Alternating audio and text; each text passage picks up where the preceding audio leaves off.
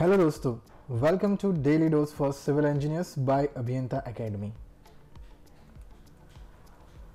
एक पार्ट में हम देख चुके हैं basic interview questions for civil engineer. आज हम दूसरे पार्ट में देखने वाले हैं कुछ और क्वेश्चन, बट मेजॉरिटी आज का जो फोकस रहेगा वो है इरिगेशन इंजीनियरिंग के ऊपर कि इरिगेशन इंजीनियरिंग के रिगार्डिंग मेजॉरिटी क्वेश्चन कैसे आ सकते हैं आपके इंटरव्यू में। तो आइए देखते हैं why irrigation is necessary in India. India में मेजॉरिटी 4 महीने के अंदर ही 80% ऑफ टोटल एनुअल रेनफॉल हो जाता है, तो बाकी के 8 महीने के लिए क्रॉप को किसी भी प्रकार से हमें पानी की ज़रूरत रहेगी और वो पानी रेनफॉल से पहुंच नहीं पाएंगे। तो वो पानी पहुंचाने के लिए हमें इरिगेशन की ज़रूरत रहती है। दूसरी चीज़, हमारा जो नेशन है that is under tropical and सब ट्रॉपिकल रीजन, और वहाँ का मानसून जो होता है वो हमेशा अनसर्टेन होता है। वहाँ की गर्मी ज़्यादा होती है और बारिश एकदम अनसर्टेन होती है। तो कहीं पे रेनफॉल बहुत ज़्यादा होगा, कहीं पे रेनफॉल बहुत कम होगा, मतलब कहीं पे ड्रॉट का सिचुएशन भी डेवलप हो सकता है। तो यहाँ पे मानसून अनसर्टेन है। तीसरी एक चीज़ हमें कंसिडर करनी रहेगी कि रेनफॉल इक्वल नहीं है हमारे देश में, इसीलिए हमें इरिगेशन की ज़रूरत रहेगी जहाँ पे बारिश कम है वहाँ पे। और इंडिया के अंदर की जो मेजॉरिटी सॉइल है दे आर नॉट यूनिफॉर्म। कहीं पे सैंडी सॉइल है, कहीं पे लोमी सॉइल है, कहीं पे ज़्यादा पोरस सॉइल है, कहीं पे कम पोरस सॉइल है। तो मेजॉरिटी ऐसे एरियाज है जहाँ पे रेन वाटर बहुत ही जल्दी सिंक डाउन हो जाता है, यानी कि वाटर एब्जॉर्ब हो जाता है। So sandy and loamy soil can not retain water like the alluvial soil and black soil. इस वजह से इंडिया में इरिगेशन की ज़रूरत ज़्यादा रहती है। आइए देखते हैं दूसरा question, what do you know about stone pitching. बहुत सारी जगह पे आपने देखा होगा कि एक स्लोपिंग एप्रॉन होगा, वहाँ पे स्टोन को फिक्स किया जाता है, मोर्टार से कनेक्ट किया जाता है। तो वो जो आपने देखा है वही है स्टोन पिचिंग। तो स्टोन पिचिंग का मतलब है it consist of medium size rock set into mortar exposing the stone and design to spread the flow across the hard surface. मतलब ऊपर से जो भी फ्लो आ रहा है उसे पास करना चाहिए, उस तरह से हमें डिजाइन करते हैं around the protruding rock. Protruding rock का मतलब होता है कि जो हमने फिक्स किया हुआ है स्लोप पे उसे हम कहते हैं प्रोट्रूडिंग। प्रोट्रूडिंग का मीनिंग है किसी भी चीज़ को फिक्स करना।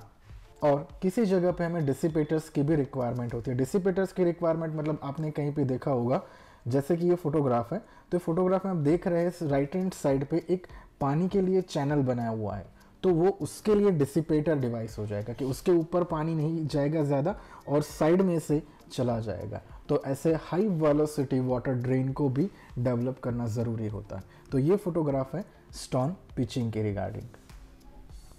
आइए देखते हैं तीसरा question, why estimation of any work is necessary. आप जानते हैं कहीं कोई भी वर्क शुरू करना होता है तो हमें एस्टिमेशन की ज़रूरत होती है। आप मार्केट में जाते हो या कहीं और जाते हो तो सबसे पहले आपका क्वेश्चन होता है what will be the estimate, क्या प्राइस इसका रहेगा। तो सिमिलरली किसी भी वर्क को शुरू करने से पहले हमें देखना रहता है कि उसकी अप्रोक्सीमेटली कॉस्टिंग क्या होगी, वर्कर्स को कंसिडरेशन करके, इक्विपमेंट को कंसिडरेशन करके, एम्प्लॉयज़ को कंसिडरेशन करके, कंटीजेंसीज को कंसिडरेशन करके, कितने टाइम में हमें कितना फंड चाहिए। तो उसके लिए हमें ज़रूरत होती है एस्टिमेशन की। So the number of kind workers of different categories who will have to be employed to complete the work in specified time can be found out from the estimate. In addition of that, a estimate will help in determining amount and kind of equipment needed to complete the work. तो ये वजह होती है क्यों हमें estimate prepare करना रहता है किसी भी वर्क को डिज़ाइन करने से पहले, किसी भी वर्क को शुरू करने से पहले। आइए देखते हैं मेजर प्रॉब्लम की ओर। What are the major problems in using pumping of concreting work? मतलब आपने कई जगह पे देखा होगा कि कंक्रीट को पंप से किया जाता है, मतलब पंपिंग से कंक्रीट को फ्लो किया जाता है, थ्रो किया जाता है। तो हमें यहाँ पे कंसिडरेशन करना रहता है फ्रिक्शन का, बिकॉज पंप एक बॉडी है जिसके अंदर हमें कंक्रीट को सक्शन करना है और उसे दूसरी तरफ हमें थ्रो करना है। तो जितना फ्रिक्शन कम होगा उतना फ्लो ज़्यादा रहेगा। अगर हम कंक्रीट की बात करते हैं तो कंक्रीट के अंदर सिर्फ एक पानी है जिसे हम इजीली फ्लो कर सकते हैं, जिसे हम इजीली पंप कर सकते हैं। बाकी की जो चीज़ें वो हार्ड मटेरियल है, इसका डेंसिटी ज़्यादा है तो वो इजीली पंपेबल नहीं है, पर हमें सबको साथ में मिला के उसे पंप करना रहता है।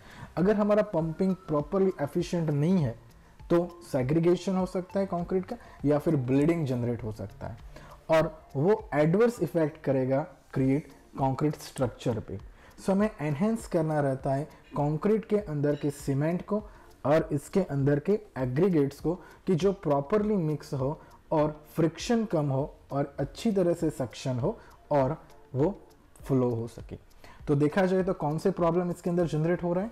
फ्रिक्शन का प्रॉब्लम जनरेट हो रहा है, प्रेशर हेड का प्रॉब्लम जनरेट हो रहा है, सेग्रीगेशन का प्रॉब्लम जनरेट हो रहा है और ब्लीडिंग का प्रॉब्लम जनरेट हो रहा है। So these are the basic problems which may arise during the pumping of concrete. तो ये चीज़ें हमें कंसिडर करनी रहती है।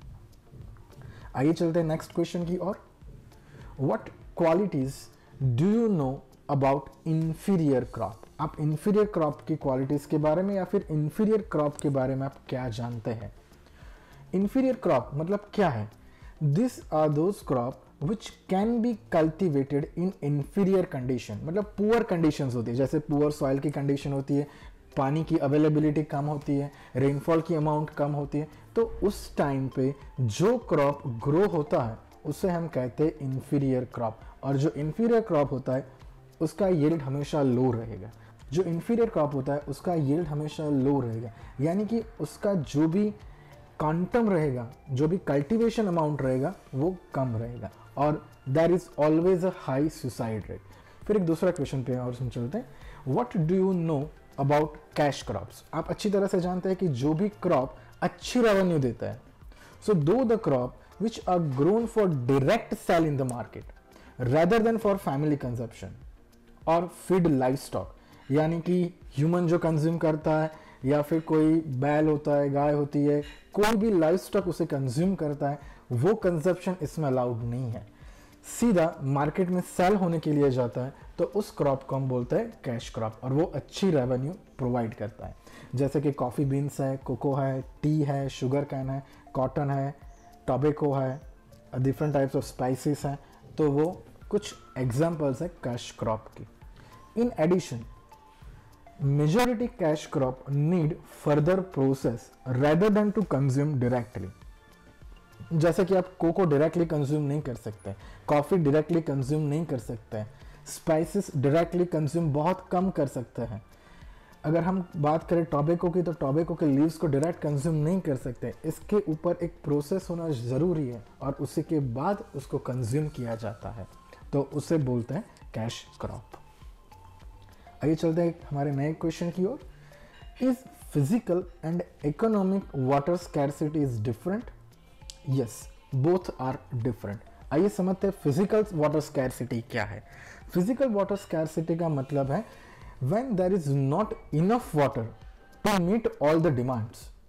पानी ही नहीं है हमारे पास डिमांड को फुलफिल करने के लिए। जैसे ही हम बात करें एरिड रीजन की, तो एरिड रीजन में पानी होता ही नहीं है, डिमांड चाहे जितनी भी ज़्यादा हो या जितनी भी कम हो, पानी बहुत ही कम रहता है, तो उसे हम बोलते हैं water, physical water scarcity. But पिछले कुछ सालों से या फिर पिछले कुछ डेकेड्स हम देख रहे हैं कि एक अलार्मिंग सिचुएशन क्रिएट हो रहा है। कैसे? जैसे हम ओवर एलोकेशन करते हैं पानी का, ओवर डेवलपमेंट करते हैं वाटर रिसोर्सेज का, तो वो जो पार्ट है उसी के बदले फिजिकल वाटर स्कैर्सिटी जनरेट हो रहा है। दूसरा जो है वो है इकोनॉमिक वाटर स्कैर्सिटी। इसके अंदर क्या है? It is caused by a lack of investment in water और a lack of human capacity to satisfy the demand of water. So यहाँ पे इकोनॉमिक के रिलेटेड हमें कंसिडर करना है। अगर हमारे पास कैनाल नेटवर्क अच्छी तरह से नहीं है, अगर हम पानी प्रोवाइड नहीं कर सकते हैं, तो पानी वहाँ पे है बट हमें प्रोवाइड नहीं कर सकते, तो उसे बोलते हैं economic water scarcity. For example हम जानते हैं कि ग्राउंड वाटर जो होता है वो 800 मीटर से भी ज़्यादा डेप्थ में अवेलेबल है, but we can not utilize is properly. हम उसे यूज़ नहीं कर रहे, उसे यूटिलाइज नहीं कर रहे, तो वो हो जाता है हमारा economic water scarcity. So symptoms of economic water scarcity include inadequate infrastructure development. People have trouble getting enough water for domestic and other purposes. आइए हमारा नया क्वेश्चन है, explain what is hybrid foundation. ये जनरली प्रोवाइड किया जाता है high rise building में, जिसे हम सपोर्ट करने के लिए साइड सपोर्टेड मैट भी होता है और पाइल्स भी होता है। तो ये फाउंडेशन जनरली सेटलमेंट को कम करने के लिए डिजाइन किया जाता है। आप फोटोग्राफ में भी देख रहे हो, तो ये जो फाउंडेशन है ये है हाइब्रिड फाउंडेशन। आइए चलते हैं हमारे नए क्वेश्चन की ओर। What is the mechanism of cavitation in pipes and drains? Generally हम लोग जानते हैं कि ग्रेविटेशन डैम होता है या फिर ऑगी स्पिलवे ग्रेविटी डैम के अंदर होता है, तो वहाँ पे कैविटेशन का फेनोमेना ज़्यादा रहता है। सिमिलरली पाइप और ड्रेन के अंदर भी या पाइप और सीवर के अंदर भी कैविटेशन के चांसेस ज़्यादा रहता है। तो देखते हैं क्या है cavitation. Cavitation refers to the formation of air bubbles, यानी कि वो एयर बबल्स जनरेट करेगा। क्यों? In fluid in low pressure condition which is lower than saturation pressure, यानी कि सैचुरेशन प्रेशर से कम प्रेशर होता है तो वहां पे वो एयर बबल्स क्रिएट करता है। And it is potentially damaging action in which the fluid in pipes और sewers is at high velocity. By Bernoulli equation, at high flow velocities the pressure head of fluid is reduced accordingly. As the fluid pressure is less than the saturation pressure, यहाँ पे saturation pressure से fluid का pressure कम होगा, तो उसकी वजह से होगा क्या? It will dissolve gases. So dissolved gases जो होता है वो उसे release करता है. So dissolved gases are released from the fluid and this air bubbles will suddenly collapse when the flow enters into a region of high pressure. यानी कि कम pressure है, वहां पे एयर बबल्स जनरेट हुआ और वो सीधे हाई प्रेशर के अंदर एंटर होता है, तो वो डैमेजिंग एक्शन क्रिएट करता है और उसकी वजह से क्या होगा? This produce a high dynamic pressure which causes damage to the pipelines due to the high frequency. यानी कि वो जॉइंट में से वीक हो जाता है या फिर उसके जॉइंट में प्रॉब्लम होता है, कहीं से क्रैक डेवलप हो सकता है, कुछ भी इसके अंदर हो सकता है, बट उसके अंदर डैमेजिंग एक्शन क्रिएट होगा। तो ये हुआ cavitation in pipe and drains. I hope आपको हमारा ये वीडियो पसंद आया होगा। प्लीज़ हमारे चैनल को सब्सक्राइब कीजिए, इस वीडियो को लाइक कीजिए और अपने दोस्तों को शेयर करना ना भूलिए।